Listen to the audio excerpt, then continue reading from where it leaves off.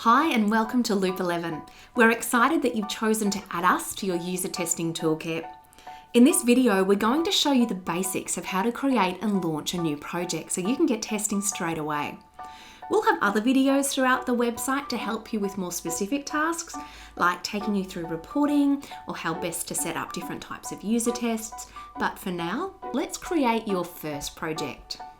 Click on Create New Project here and then select whether you want this to be a new project or whether you want to clone an existing project you previously created. We're going to create a new project today. At this point, you can choose between an unmoderated and a moderated user test.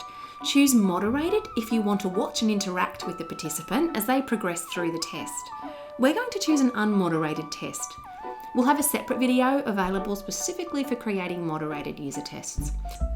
You'll then be asked to create a project title and select any one of up to 40 different languages to run your test in.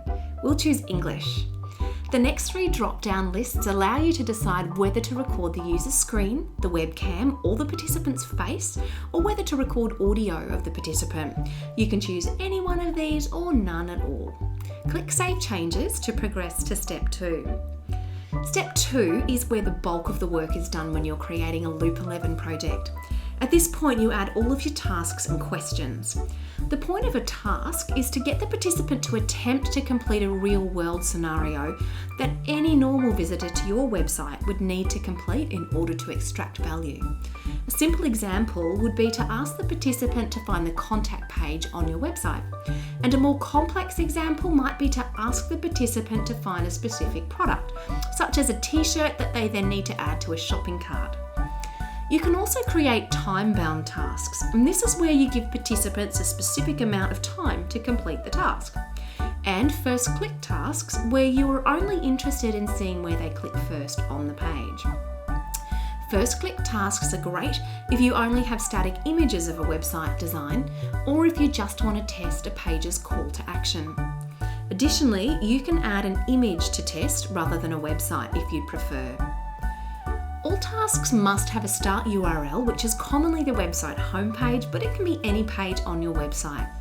If you wish to receive data on task completion rates, then you'll also need to add one or more success URLs.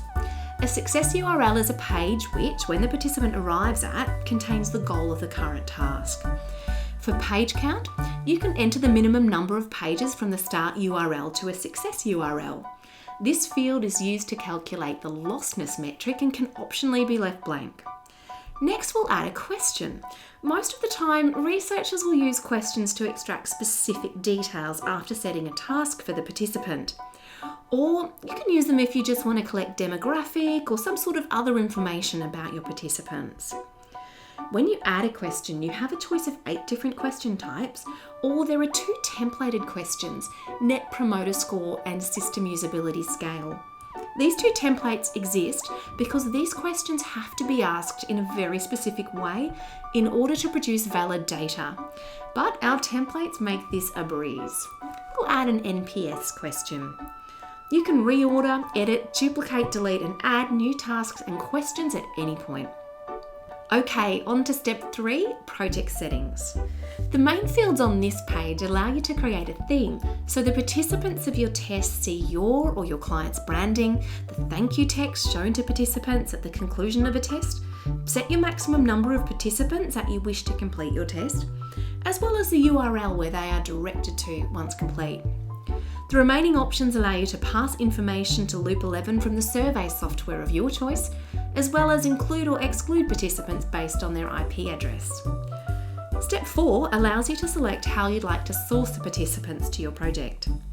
The first option provides a link which you can then disseminate to your audience via social media, email, a market research panel, or any other method.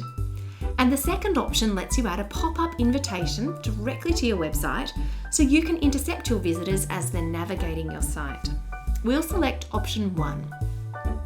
Here you also need to decide whether you'll use our no-code method or our JavaScript.